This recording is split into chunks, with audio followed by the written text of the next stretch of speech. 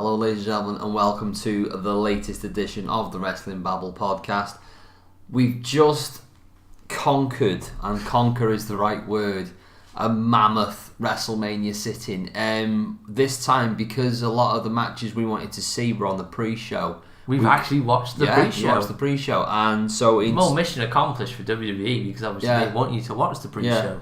7 hours and 10 minutes of content. Yeah.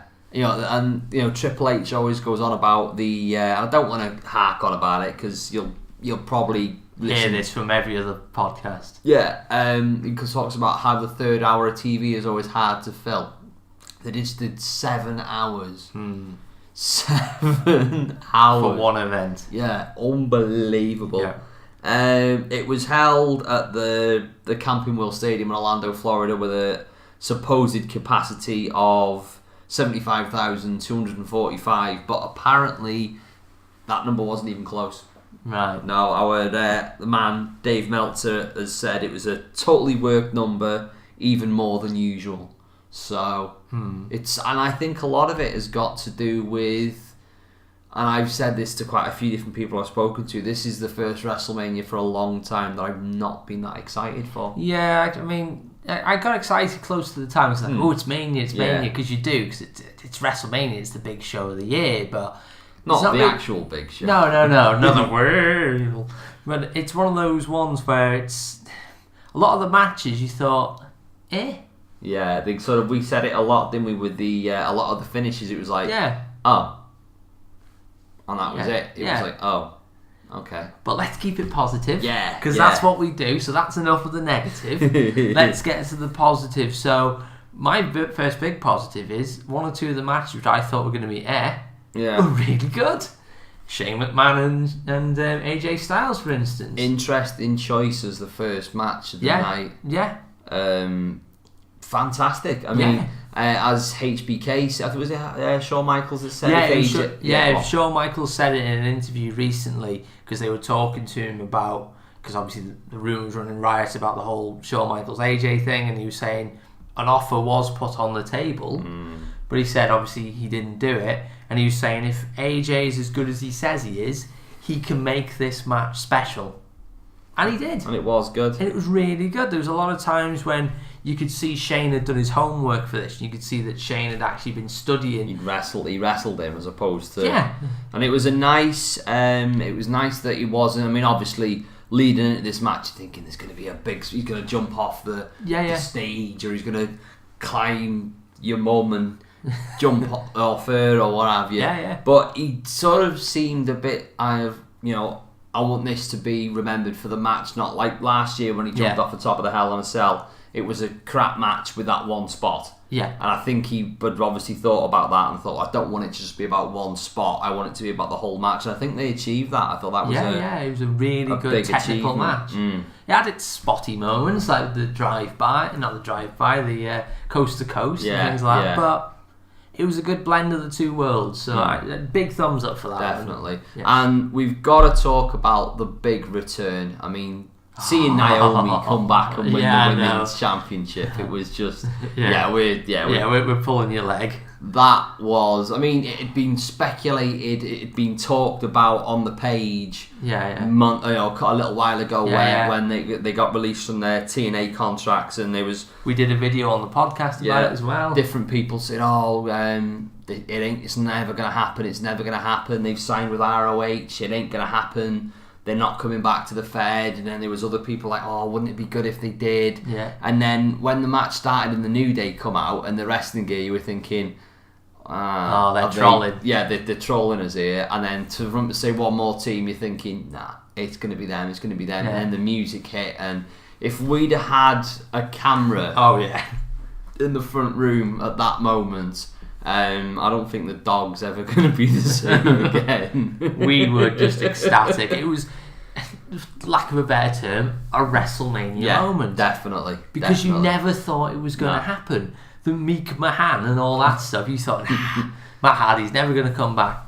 But there he was. Yeah. And they won the belt. Oh, what a moment. Magic. It's one of those, I'm the worst person in the world that will always surround and say, that's it, put the belt on the part-timers and blah, blah, blah, blah, blah.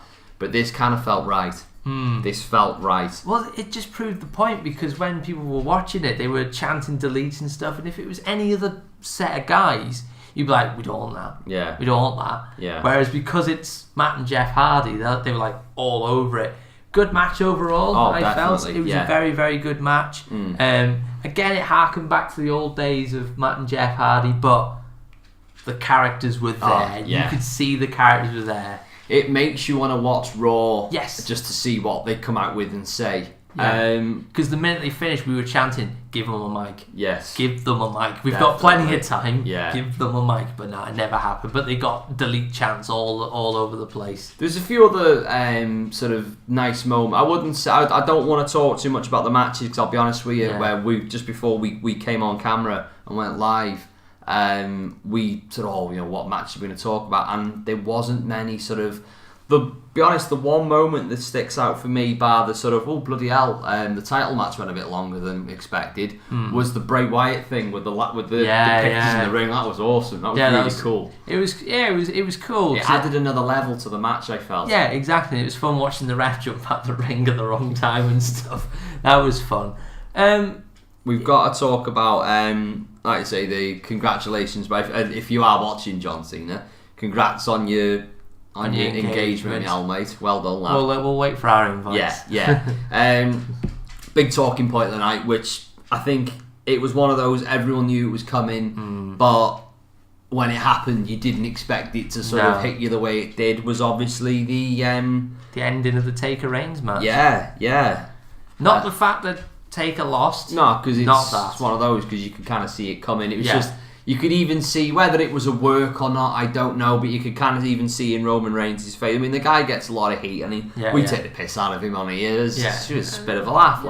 But, even you could see in his face, he was like, I'm basically killing Superman. Yeah. A staple of the company. Yeah. Like we said, he, with the exception of possibly Triple H, Taker's he is the last. I mean, he was around in 1990. He was at the Survivor Series in 1990, which was 27 years ago. And now obviously with the ceremonial, as was always the way when you're a wrestling retire, you leave your boots in the ring because you've left it all there. He chucked his gloves down, hat come off, his coat come off, his Mac from Always Sunny duster came off and went down. And that was that, and then he disappeared in that hole in the stage. I was glad of that, because I don't think it would have taken him about a week to walk down. See, my thought is he going to say anything on Raw tomorrow night? Or tonight or whatever? I was hoping he was, but I don't think he will now. No, I think that's it. He's left everything there. Yeah. I'll be honest, I'd be lying if I said I didn't get a little bit emotional because we spoke for the whole 7 hours. We laughed and joked and we marked out and we took the mick. But for that closing segment where the bell rang and Reigns left, it was just silent. We didn't say a word. No, we didn't say a word for the whole time. No, not at all. No. Maybe we'll do a video soon about sort of like our Taker memories. He's now left. Yeah, if anyone wants to see that, by the way, leave some comments in the comment section below. And put your memories. Yeah. We'll read them all out. Yeah. We'll have a bit of a chat about Taker and everything he's done in the company and everything like that, and have just like a bit of a celebration of him, because at the end of the day, the guy deserves it. Oh, definitely. And what were your favourite parts of the night? What were the parts you didn't like? What were the parts you liked? What was the parts you would have done different? Leave it all in the comment section below, because we don't want to go too long on this video, because like I say, every podcast is going to be talking about Mania and what's happened, but as we always do, we like to give our thoughts. Yeah, definitely. Yeah. And don't forget, this Saturday is the PCW event at Liquid in Wrexham. The tickets, I don't know if there's any, I think there's some still available. All you pay is the booking fee. Yes, we're going to be there, so come and say hello. Another meeting of the Babblers. Yeah, like a bit of an unofficial, informal one. We'll come down and have a glass of Coke with us and have a nice chat, and we'll have a laugh and watch some wrestling. Exactly. But yeah, WrestleMania 33. What's your final thought? Like I said, there was a lot of stuff that surprised me during the event. There's a lot of stuff which I was like, I didn't expect to be as good as it was, but all in all, it was unfortunately another meh Mania. Yeah. Last year was meh, but I don't feel it was time wasted. No. I do not feel it was time wasted, and it was as sad as it was a nice send-off to a legend. And next year's Hall of Famer. Yeah, hopefully, yeah. And sadly, I think, again, like I say, I don't want to say it because I'm going to sound like a total mark now, but I felt TakeOver was the better event. Yep. But I can say that. That's for another day. But yeah, cheers for checking the video out, guys. Like I say, like, share, subscribe, and all that good stuff. Don't forget to look out for Wrestling Babble if you're not in the group on Facebook.